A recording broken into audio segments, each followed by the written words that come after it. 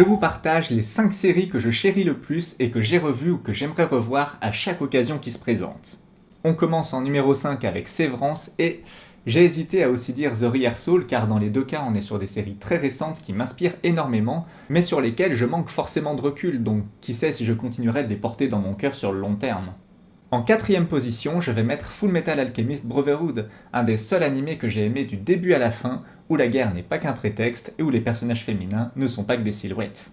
Ça reste très connu, mais ce n'est plus très récent, donc si vous êtes passé à côté, foncez, c'est l'affaire d'une cinquantaine d'épisodes.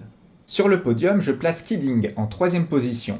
La réunion de Michel Gondry et de Jim Carrey, un énième discours sur comment surmonter les obstacles de la vie, j'y peux rien, ça marche à tous les coups sur moi.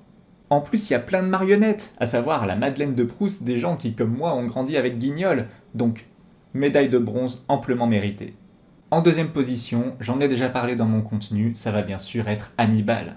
Une réécriture exemplaire du personnage de Thomas Harris, tant pour son adaptation au médium audiovisuel que pour l'évolution progressiste de certains profils. Le tout servi sur le plateau d'une mise en scène juste inégalée en fait. Ou alors sinon, dites-moi par quelle série.